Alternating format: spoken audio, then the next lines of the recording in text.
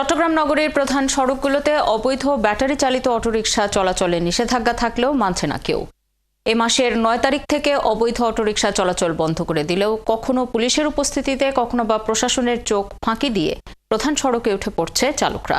এতে প্রায়ই ঘটছে দুর্ঘটনা। বিদ্যুৎ সাশ্রয়ে এসব বন্ধে পুলিশকে আরও কঠোর হওয়ার অনুরোধ সাধারণ মানুষের। বাবুন পালের ক্যামেরায় আরও জানাচ্ছেন রাজীব বড়ুয়া।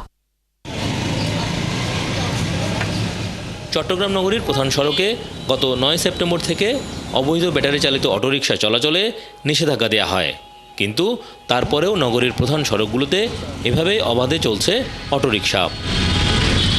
ট্রাফিক পুলিশের উপস্থিতিতেও নগরীর প্রধান সড়কগুলোতে ব্যাটারি চালিত অটোরিকশার দাপট থেমে নেই। এদিকে চালকরা দাবি করছেন পুরোপুরি বন্ধ না করে চলাচলের সময় নির্ধারণের। মেন রুটে বন্ধ ঠিক আছে, কিন্তু এটা তো সবাই মানতেছে না। প্যাসেঞ্জাররা বলছে যে ভাই চলে যাও, রুট ফ্রি আছে, চলে যাও, আমরা জরুরি মেডিকেল চালাচ্ছি, কি করবো, চালাবো না, আরে আমার চলতে হবে না আমাদের। অবৈধ এসব অটোরিকশা মূল সড়কে চলায় প্রায় ঘটছে দুর্ঘটনা।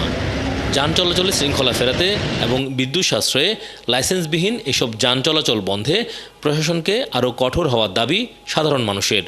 তারা এত স্পিডে গাড়ি চালায়, তারা অনেক সময় অ্যাক্সিডেন্ট করে বসে থাকে। হ্যাঁ, অবৈধ তো বিদ্যুৎ ব্যবহার করতেছে, অবশ্যই এটা দেশের ক্ষতি, দেশের সম্পদের ক্ষতি। অন্তত মেন সড়কগুলোতে যাতে অটোরিকশা ব্যবহার না হয় আর কি। সিএমপি ট্রাফিক বিভাগের কর্মকর্তারা বলছেন, শুধু অবৈধ ব্যাটারি চালিত অটোরিকশাই নয়, নগরীতে যান চলাচলের শৃঙ্খলা ফেরাতে ফিটনেসবিহীন ও রোড পারমিটবিহীন সমস্ত গাড়ি চলাচলের বিরুদ্ধেও অভিযান চলছে। সম্প্রতি দেখা যাচ্ছে যে ব্যাটারি রিক্সা আবার পুনরায় মেইন রাস্তাগুলোতে চলাচল করতেছে, যা জনজীবনকে দুর্বিষহ করে তুলেছে ট্রাফিক ব্যবস্থাপনাকে।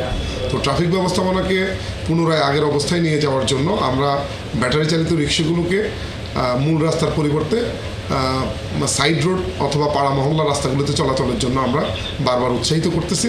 সরকারি অনুমোদন ছাড়া চট্টগ্রাম মহানগরের বিভিন্ন এলাকা দাপিয়ে বেড়াচ্ছে প্রায় 20,000 ব্যাটারি চালিত রিক্সা। রাজীব বড়ুয়া, 71, চট্টগ্রাম।